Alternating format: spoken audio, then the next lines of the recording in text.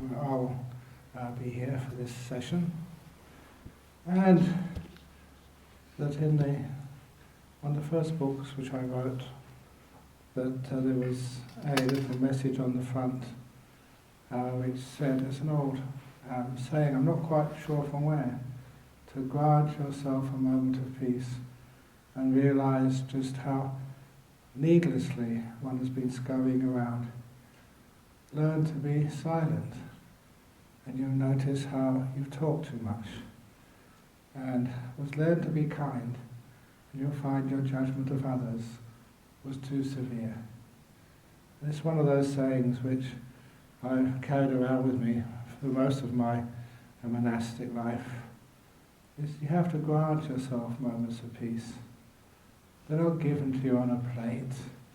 They're easy to lose.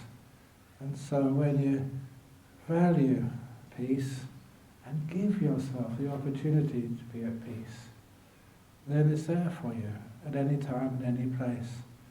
There are so many opportunities to be at peace. So much so that I gave them a name. I called them the in-between moments of life. The in-between moments might be that you're waiting in here for the teacher to come in and give the talk. You have these beautiful moments. It could be 1 minute, 2 minutes, 3 minutes, 4 minutes, 5 minutes.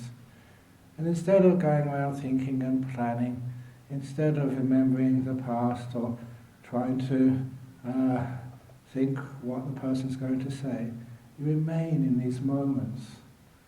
You've left where you've come from. You haven't arrived to where you're going. You're in between. And of course, if you travel on transport, public transport like the train or the buses or taxis, there are many in-between moments which are given to you in life. The train is late, hasn't arrived, or your lift is yet to come. And in those in-between moments of life, there's moments, opportunities for peace. And most of us would just throw those moments away. So, in order to gain those in-between moments of life, we have to notice them, notice the importance of peace, and give yourself those moments of peace. After every retreat, people are asking, how can we take these teachings and, again, put them into normal life? Normal life, I sometimes say, is that life normal? So sometimes we just rush around so much, doing so much, to the point that even though you could say that I have a high achiever, even as a monk, still I make sure that when there's nothing to do, I do nothing. And that's an amazing way of overcoming difficulties.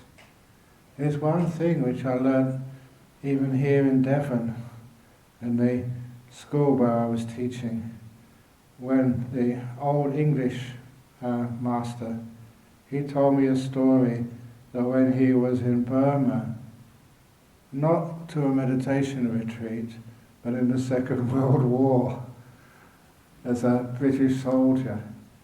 And he said he was not a violent man, but in those days that everybody had to join up, you had very little choice. You had a choice, but not much of one.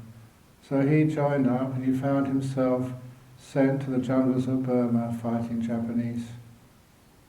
And then he said that on one occasion he was with a group of other British soldiers, maybe 6 or 7, just a platoon. And the scout who was with them came back and told them the terrible news that they had stumbled inadvertently into a whole group, huge number of Japanese soldiers. They were completely outnumbered and surrounded. And this was at war. And so he thought this was going to be the end of his life. He was going to die. A few British surrounded by hundreds of Japanese soldiers. And so he said at the time, and it's something which is well known, that no one knows who will be the hero. Who will stand up, sometimes the big fellows the people who are so strong, they're the ones who crumble in the face of death. And sometimes the smallest people, they're the ones who stand up and show their real mettle. Just like that story which somebody told me from Australia. There was a bar in one of the roughest parts of Australia in Sydney, and it was run by a Hell's Angel. And there was a place where weightlifters and boxers and wrestlers would go to drink. And the owner of the pub had a standing challenge. If he'd squeezed a lemon into somebody's drink, if anyone else could take that lemon and squeeze even one drop out of that lemon, they'd have free drinks for the rest of the night. No one could ever meet that challenge. Until one day, this tiny fellow, thin, short, in a suit, came in there and said, "I want to try this challenge." And the Hell's Angels, huge guy, said, "It's impossible, you're wasting my time." He said, "No, I want to try the challenge." And so the owner of the bar, the bikie, took a lemon and he squeezed and pulverized it until every drop, he thought, of that lemon had come out from that fruit. And then he handed it to this thin guy. "You try." And this thin guy in the suit took the lemon and squeezed it, and squeezed it, and squeezed it. And to everybody's amazement, one drop came out, 2 drops came out, 3 drops came out. And the whole bar of weightlifters and wrestlers and bikies, they were just astounded. He said, "Who are you? Where do you work?" "I work for the tax office," he says.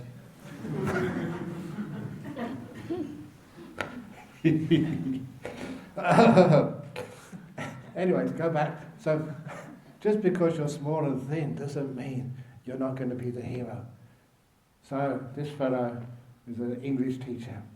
He said, "Let's fight our way out. Who knows that maybe one of us may get through, but even if we all die, it's a heroic, patriotic thing to do." But the captain said, "No. No. We are all going to sit down and have a cup of tea." It was the British Army, after all. So that's what they had to do. Sit down and have a cup of tea. It was an order. And he thought it was the most stupid, idiotic order he'd ever heard. How can you think of drinking a cup of tea when you're surrounded by the enemy about to die? That's what they did. 5 minutes later, the scout came back and said, "Put everything away quickly. The enemy has moved. There is something we can do to escape." And of course, that's exactly what they did. Every one of those soldiers crawled through the gap which appeared in the surrounding enemy forces, and they escaped and survived, thanks to the wisdom of their captain. And from that is a very, very wise thing. When there's nothing to do, what should you do? Nothing. When there's something to do, then you're ready. So you can make your way out of danger. Unfortunately, in our modern world, people know how to do things. They're very good at struggling and worrying and planning. So much so when there's time they can do something to be effective, they're tired and worn out. So you know how to do things. In a meditation retreat, we learn how not to do things. How to be poised, like a cat. That's not a very good Buddhist simile, is it? A cat waiting for the mouse. But I think you know what I mean. So that way you can learn how to wait, to take these moments of peace, these in-between moments, to rest, relax, not worry. So when you have to do something, you are prepared. I was fortunate in my life to have learned meditation, even when I was 18. Fortunate enough that when it came to the final exams at Cambridge, in those years it was really extreme. It was against, I would say, against human rights. It was brain abuse, because everything depended on one series of exams, the finals.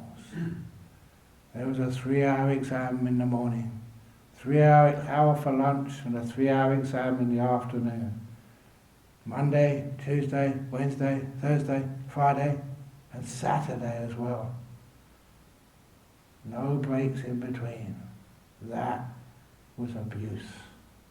But it wasn't that I was great at physics, but I knew how to prepare my mind. Every lunch hour, I had no lunch. But instead, I went back to my room and meditated. This was in 1972. I had a big breakfast, dinner in the evening, but lunchtime was for meditation. And this is what happened every lunch hour. As soon as I sat down, I started thinking of the morning exam. How had I done? Did I answer the questions properly? Was it right? Should I have added more explanation? You all know that once that exam paper has been submitted, you cannot change it. It's done, it's finished. Right or wrong, cannot be changed. We all know that. The past cannot be changed. But how many people are able to let it go? I had to let it go. It was stupid to think about that. I just finished an exam and it was a lot of hard work. I was tired. I needed to prepare myself for the afternoon exam. Because of training, I had learned how to let things go. Have you ever heard the word ineffable to describe deep, profound, spiritual truths about the nature of the world? Ineffable. It's such a weird word that no one can actually say what its meaning is. Even the word ineffable is ineffable. So I thought that's one of the useless words. So of course, you mess around with it and you invent another word. And the other word was ineffable. That the past cannot be ifed. By which I mean, if I'd answered the question a different way, if I hadn't done the exam at all, if I'd have chosen an easier subject, if, many of your past memories are all qualified by ifs. But really, the past is ineffable. If I hadn't become a monk, what would have happened? It's a waste of time thinking like that, because I am a monk. So, when you can let the past go, it means that morning exam for me just disappeared. And then when my mind was free from the morning exam, what was the next thing which I was aware of? The afternoon exam, coming in 20, 30 minutes time. I was anxious, I was concerned. What might happen in the afternoon exam? Should I get the books out, do more studies, revision? But please tell your children, if they do the revision half an hour before the exam, it's too late. Whatever you look up just before the exam never ever comes up. Never. You're wasting your time. But instead I need you to relax. The most important time is now. This is the only time you have. This is where your future is being made. Right now. I knew enough to let go of worry about the future the best way I could prepare myself was to rest in the present. So every lunch hour I let go of past and future, because I had to. You learned how great that was, because the next thing I noticed, once the past and the future had vanished, I was shaking. I never ever thought of myself as a nervous person. I wasn't looking in the right place, but physically I was shaking with the tension of the final examinations. People said that this was really important. You get a good degree from a university like Cambridge and you're set for life. If only I had known I was going to spend my life as a monk, I wouldn't have worried anything. What do you need a degree for if you become a monk? But I didn't know that at the time, so I worried. As soon as you can feel what's happening in your body, as soon as you're aware of it, you can do something about it. You can just relax. So the anxiety soon vanished. And the next thing I noticed was my brain. My brain was exhausted. I compared it to a tea bag which had already been used and had no oomph left in it. That was my brain. It was exhausted. And all I needed to do was just be with my brain, let it be, not struggle or strive, be still, and soon the energy came back again. It was wonderful. Every lunch hour I did this. Every lunch hour it was like half an hour to re-energize my brain. So after half an hour of meditation, letting go of the past and the future, being in this present moment, watching how my body is and relaxing it and energizing my brain, every afternoon when I went into the examination room, I was actually smiling. I remember my friends telling me I was the only person, the only student who went into the exam room in the afternoon smiling. And they thought I was cheating. I suppose I was really, because I had a trick which no one else had. Examination technique. That's of course why I did very well. Simple things of life. You have to face the biopsy report, the interview for the new job, very tense, whatever you have to do. There's great ways you can use these, what you learn in meditation, in all things in your life. Also, you can use your meditation training, not just to let go, but also to be sensitive to what's happening around. And sometimes that people think so much, they see so little. One of my heroes when I was a young man was a gentleman who's a very great philosopher, English philosopher. He lived in Sussex. Was it Sussex or Surrey? I think it's in East Sussex. There's a great little fellow called Winnie the Pooh. And he said, I have very little brain, which is why he was so wise. He was a fellow who was walking through the wood. And as he was walking through the wood with his friend Piglet, there was a storm, just like a few days ago. And they were still a long way from home. And the trees were swaying. Leaves were falling down.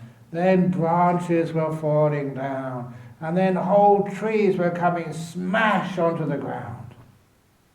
And little Piglet, like many small people, were very vulnerable. And poor Piglet was getting more and more anxious. He was holding on to his friend Pooh's paw harder and harder and harder, until little Piglet stopped and said, "Pooh, Pooh, I cannot go on any longer. I'm so scared. What would happen if a tree fell when we were underneath it?" That was a possibility. And even Winnie the Pooh was scared, but only for a second. And then his natural wisdom kicked in. And he replied, you ask, what would happen if a tree fell when we were underneath it? What would happen if it didn't fall when we were underneath it? And with that, positive thinking, because he's poo, then all the fear left. All your anxiety, all the fear of the future. What would happen if? Followed by something terrible. And the answer is, what would happen if it didn't? Which was far more likely. And so I love little wise experiences like that. All the great wisdom of seeing things with a positive mind. Seeing other parts of life, not just the negative part. This is what one knows when one even meditates. Later on in meditation, we're always trying to get something. But when we are still, we're not getting anything. We're just being here.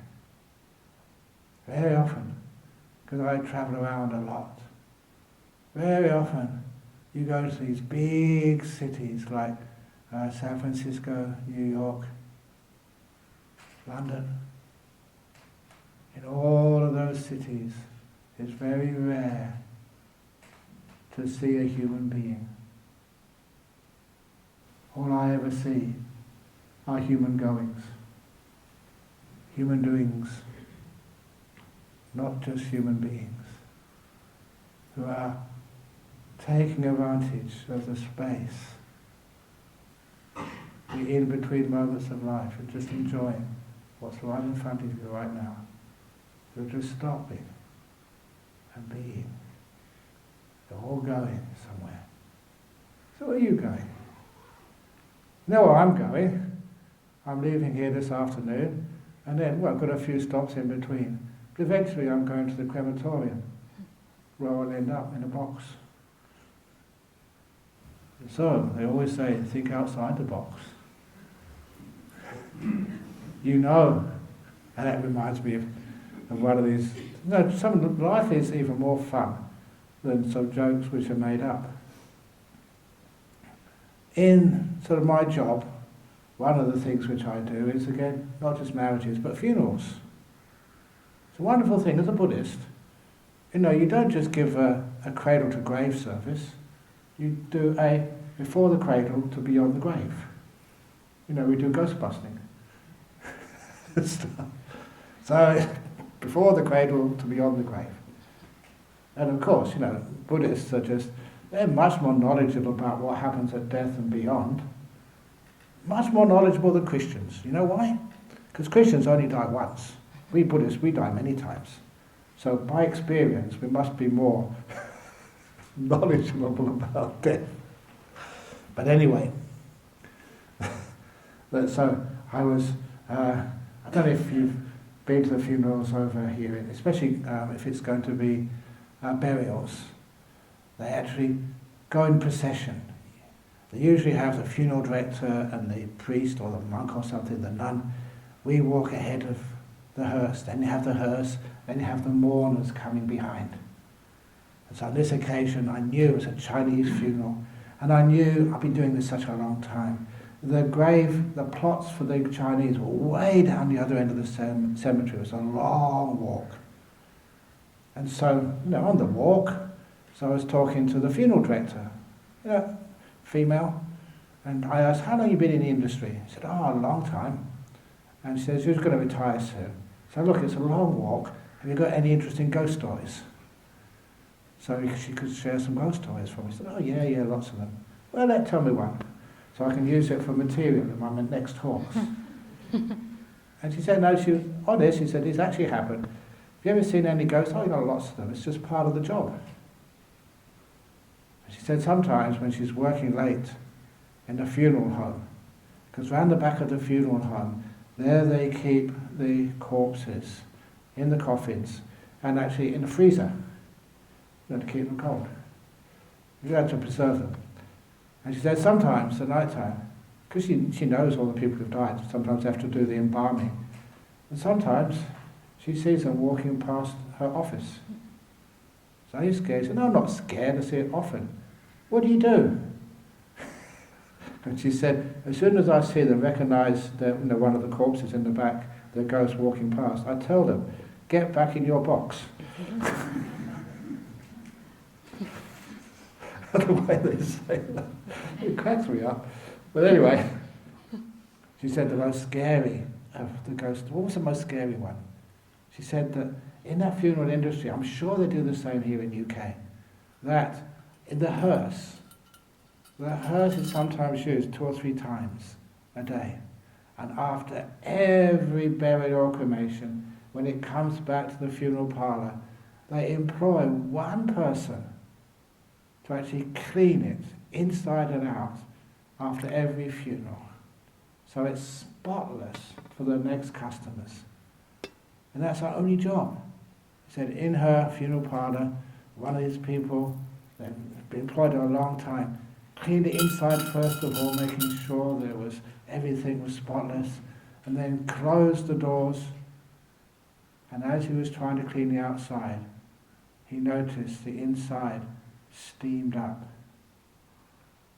There was like a mist on the inside of the windows, which was weird. But then handprints appeared from the inside on the windows. Something inside was trying to get out. I thought that was really cool. I've never heard that before. But anyway, how did I get onto this one? Oh yeah. Talking about going from before the cradle to after the cradle. Oh yeah, before the cradle. Not getting anywhere. To the grave, not getting anywhere, okay. Yeah. Oh, that's right, yeah, where are you getting to? So the most important thing is actually being here. Being here and understanding this moment. That little meditation I gave last night about now is the most important time. Whatever's in front of you is the most important thing in the whole world. And be kind. And I promised actually that I was going to say more about what I mean by caring instead of curing. And it's a powerful meditation because any time, any place, no matter what you're experiencing, you can practice it. And in fact, it's really worth practicing. So you understand what is this like when you're in pain? Instead of running away, scared, instead of trying to block it out, what is this? Understand it, because it's important. Give it importance. Not to try and get rid of it, but to understand it. And that came from one of these young men, because I've been a monk a long time. Some of these people have grown up with me. You see them when they're little kids, you bless them when they're born, and you just give them advice that when they get to school, and then when they go through their puberty, and just tell them, I used to give this advice, but I get into trouble for it. But anyway, here it comes. I told the people, especially in Malaysia, Singapore, I said, look, if you're looking for a partner in life, especially in the Chinese culture, said, girls always marry a poor guy. Don't marry a rich one. Because if you marry a poor guy, then you can go off on retreat, and you're very knowledgeable, happy that your husband back in Singapore will be fine. Because the rich ones, they have their mistresses.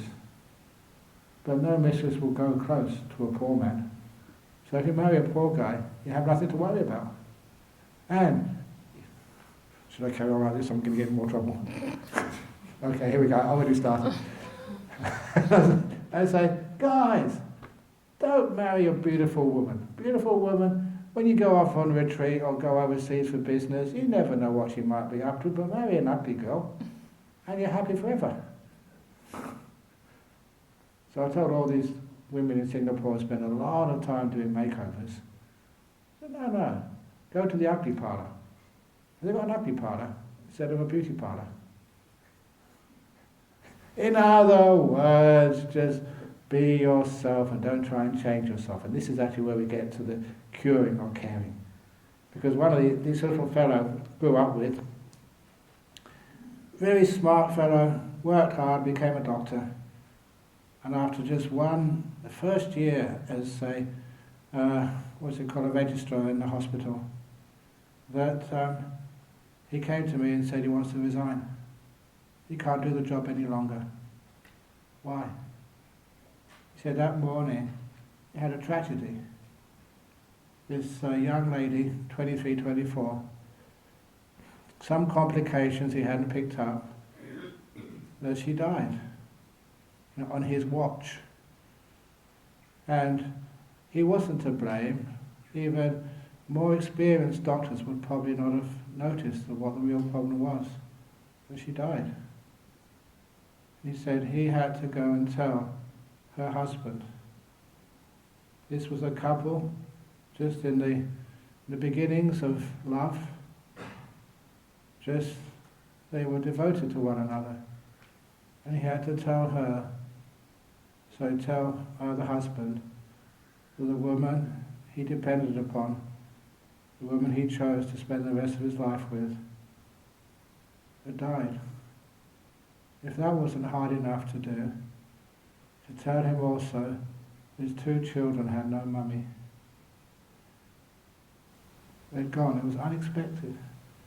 He said that was just like 3 knives into his heart. It hurt him so much. He said, I don't think I could ever do this job ever again. If that happens again, I just don't know what I could do. So I'm going to choose another career. And that's where I told him, this caring and curing business. He said, if you think your job as a doctor is to cure people, you've missed the point. And you'll face this same agony many, many times when you're unable to cure anybody. And you'll feel a failure as a doctor. And especially you feel responsible when you have to tell the loved ones that their relation has died. But instead I said, your job is not to cure. Your job is to care. If you make caring your main goal as a doctor, you never need to be a failure.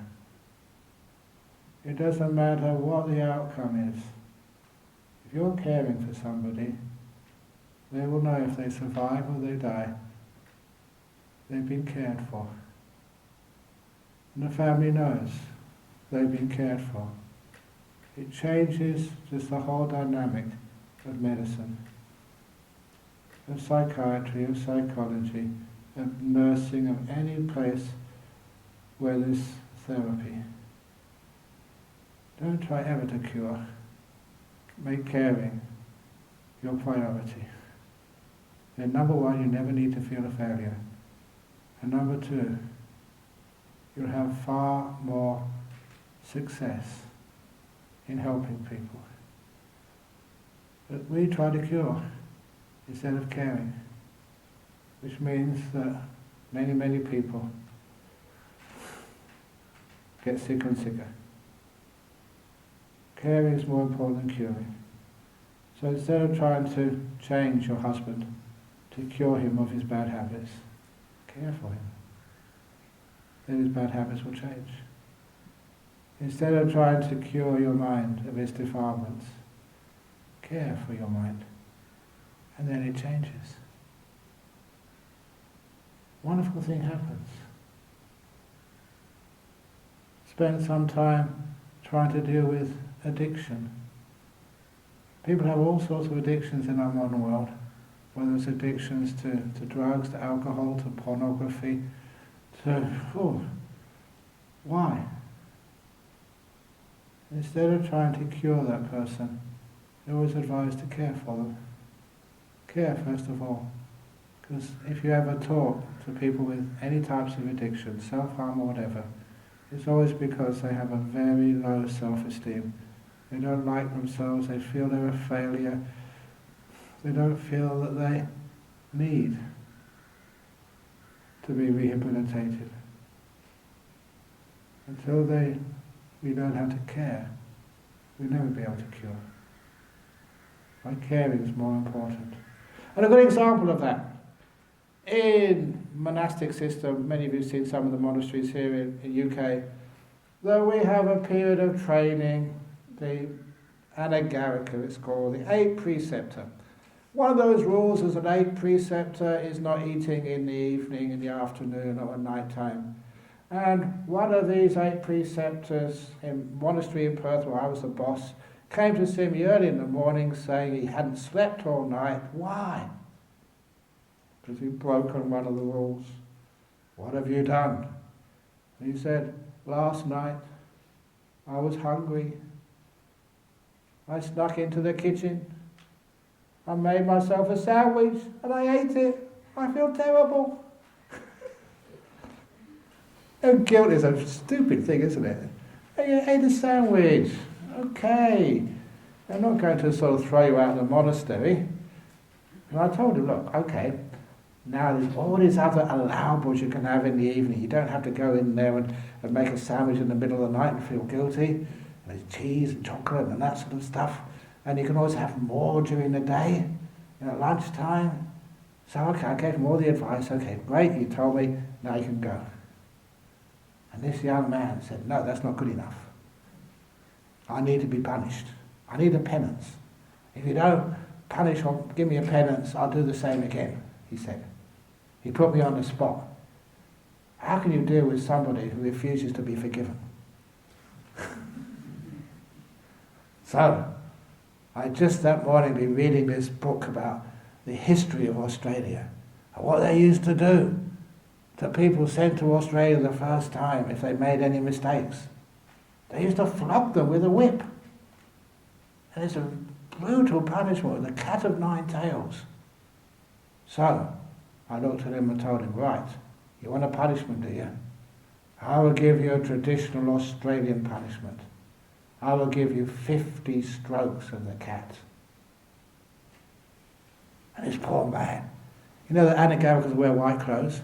His face went more white than his clothes. And his lips started to quiver.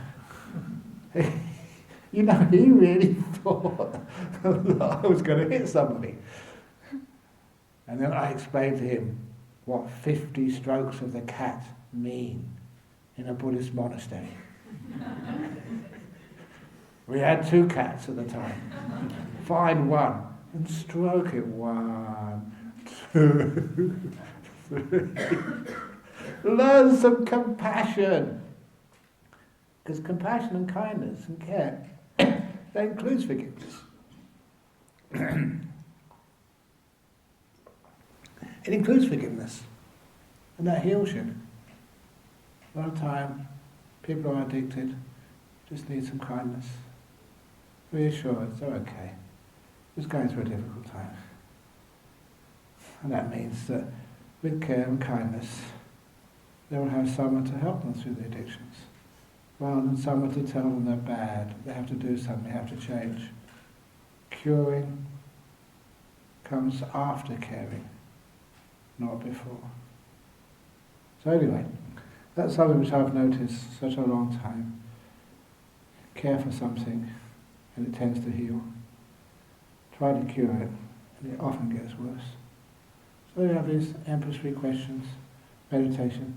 Care for your desire, care for your mind. Your poor old mind, I don't know why, it wanders off and has these stupid thoughts.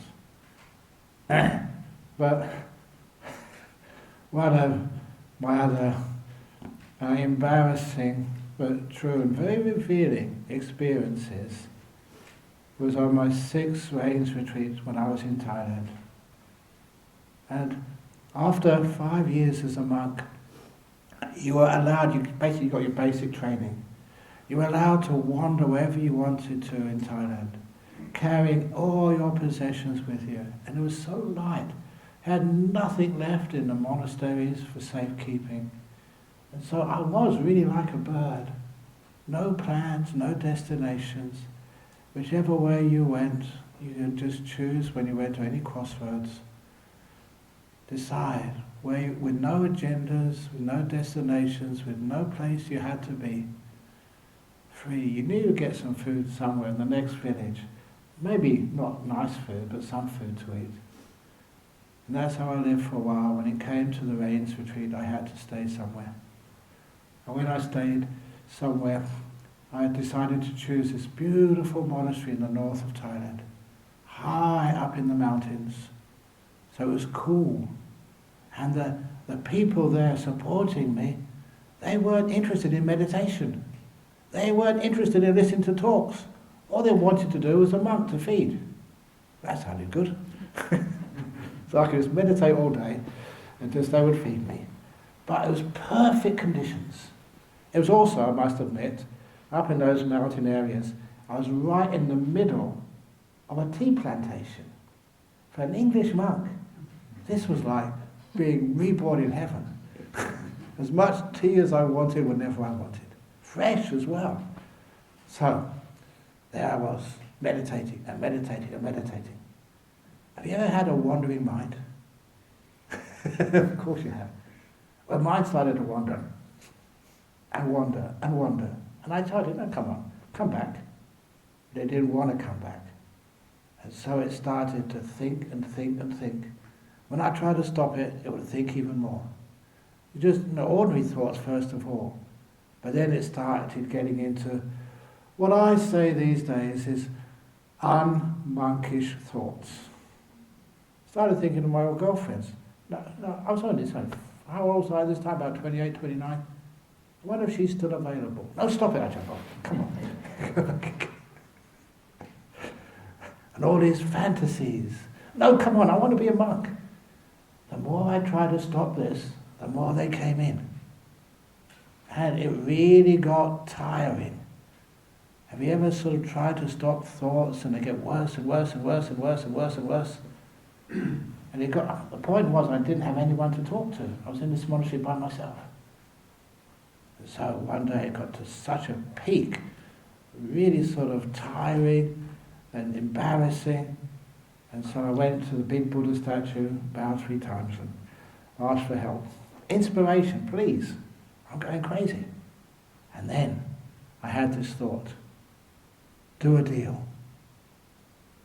The deal was this. That I'd watch my breath like a good monk for most of the day. But I set aside 1 hour every afternoon, 3 to 4 p.m., where I allowed my mind to think whatever it wanted to. Old romance, fantasies, weird stuff, anything went from 3 to 4 p.m. That would be my sexy time. Only thoughts, of course. So, I'm being honest with you, I'm a celibate monk. I'm a good monk, obviously, so you know sort of that what I say is true. So, there I was. It was still a struggle.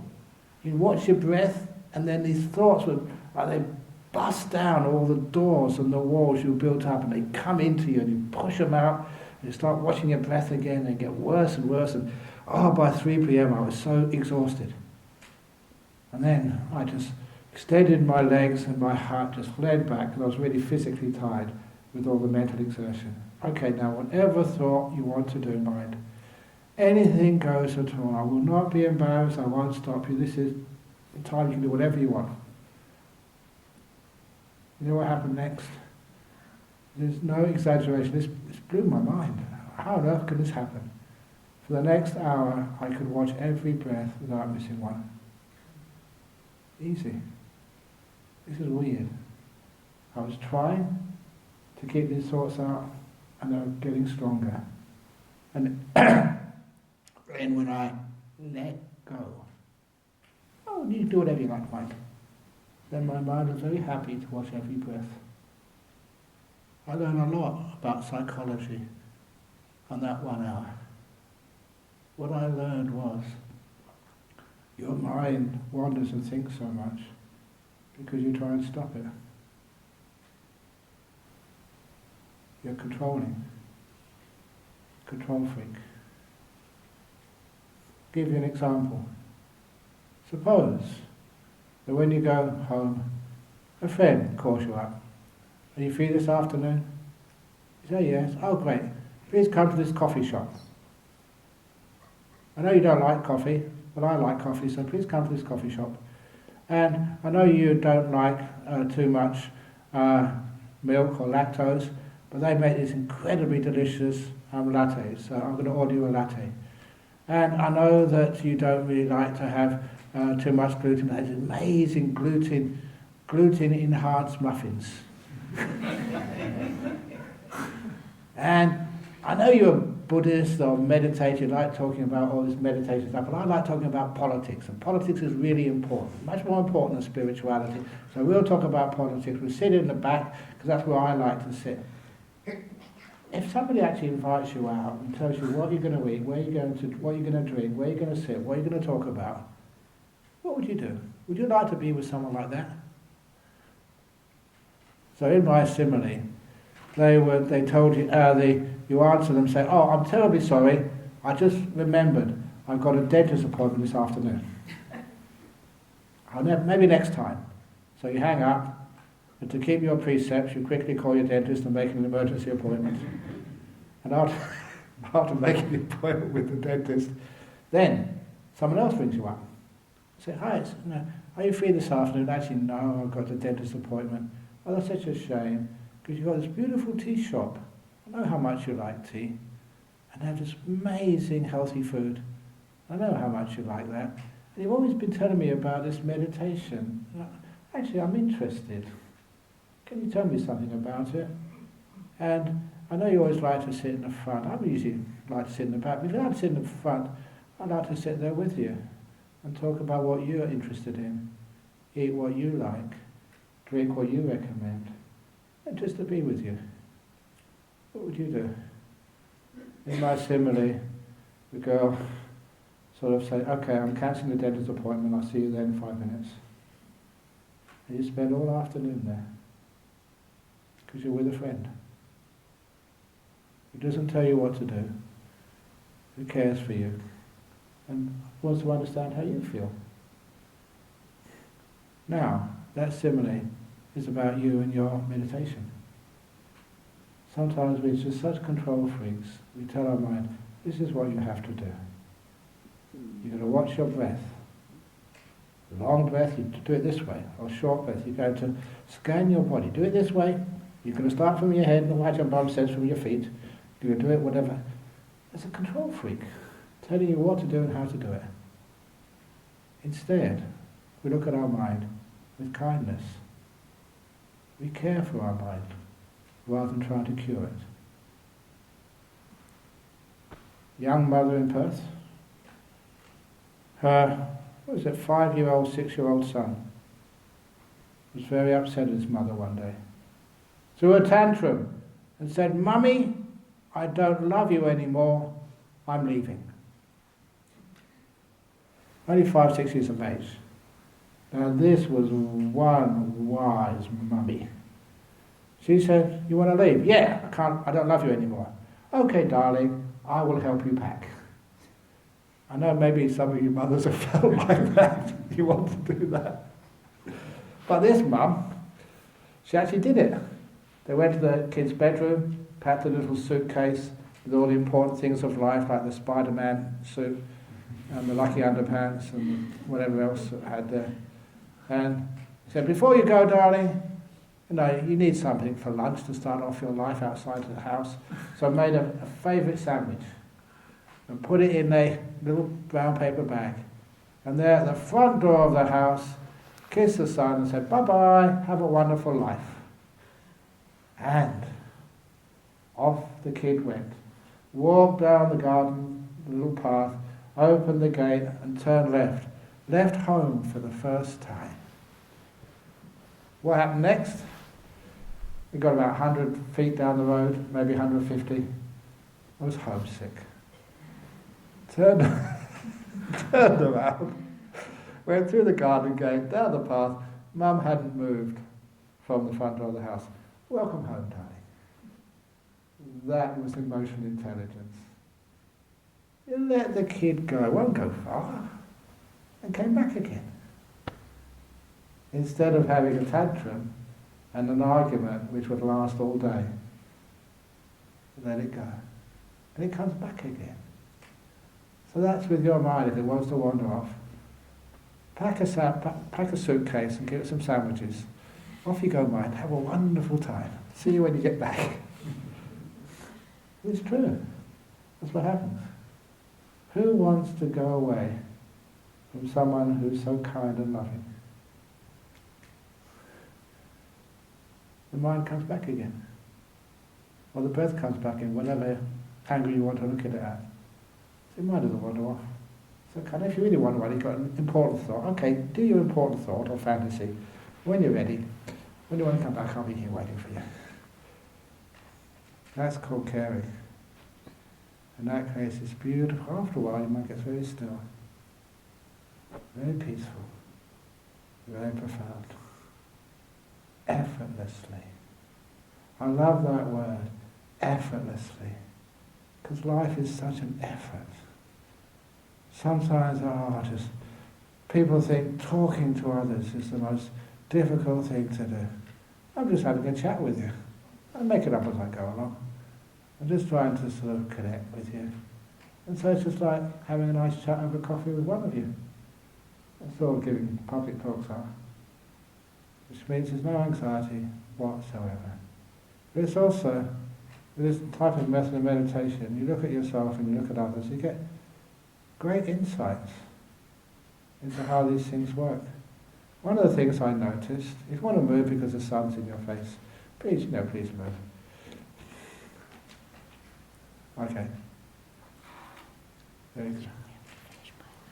Sorry? We'll finish soon. Oh yeah, I'll just stop the clock. Psst, lose my powers.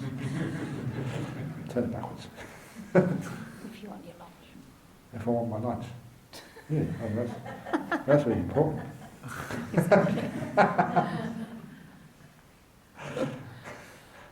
So now look at this lunch, which I keep spare aside. So anyway, so where was I? With the insights which come.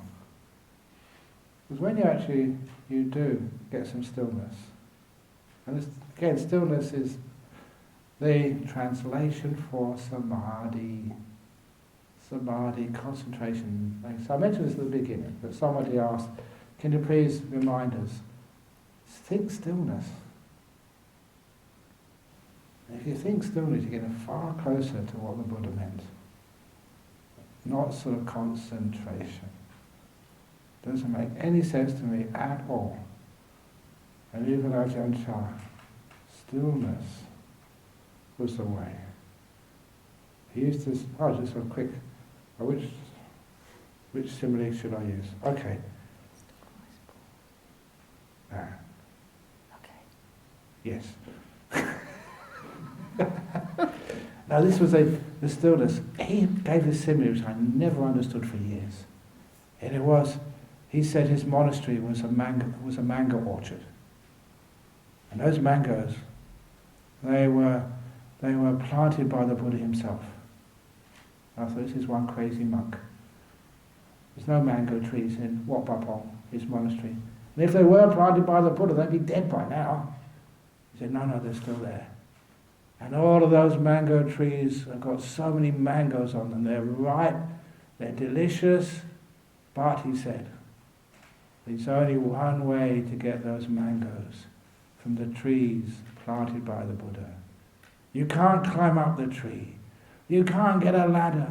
You can't throw up a branch or a twig or a rock to get those mangoes to come down. There's only one way.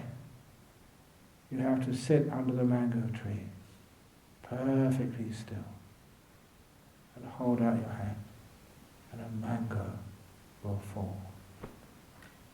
Such Gaia. Remember what Gaia means? Yes. Have you ever tried that, sitting under a mango tree? How long do you have to sit before something falls? If it does fall, where's it going to fall? On your head, that's right. But that was so wise. After a while, being still, opening up your hand, it's kindness, and things happen. Okay, I'm going to put this last simile in. This is the Still Forest Pool. You can read that in the book. Actually, you can read this one in the book too, but this is one of my favourites to finish off this part of the talk. This is the story of the donkey and the carrot. In ancient times, we would use donkey carts to pull goods and even people. Sometimes you see them in countries like India, or even, actually mostly India. Now there's one thing about a donkey. They are so stubborn. They still have the saying in English, as stubborn as a donkey. Now, if a person takes a stick and tries to hit the donkey, will the donkey move? No. But you don't use a stick to hit the poor donkey. You tie the stick to the donkey's neck. So the front of the stick is about 2 foot in front of the donkey's head. On the end of the stick you tie a string, on the end of the string you tie a carrot. If the donkey is in Malaysia, you will tie a durian, because they love durians over there. What do you put in England? Apple? No, carrot. Carrot's good, yeah. Carrot's good, okay. So you put a carrot on the end of the stick. And the donkey sees the carrot on the end of the stick. What does the donkey do? He likes carrots. So he moves towards the carrot. When the donkey moves towards the carrot, the stick moves, the string moves, and the carrot moves. So the carrot's always about 2 foot in front of the donkey. You can see it, you can smell it, but you just can't reach it. Even if he runs and chases, still it's too far ahead. Does that feel like your life? Happiness, security, perfect relationship, perfect health, enough money to live comfortably, enough helpers to make sure Gaia House is successful. Sometimes it's almost there. But then what happens? It moves further away from you. Enlightenment, you can see it, you can smell it. And you go towards it and it moves away. What's going on? So, that donkey has been running after the carrot, never catches it.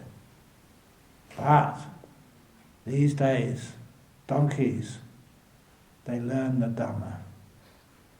And they learn from the Dhamma how to catch the carrot. And when you know it, it's so simple. No matter why I've been chasing this carrot all along. So what you do? You've already been chasing the carrot as hard as you can. The donkey runs really hard after the carrot.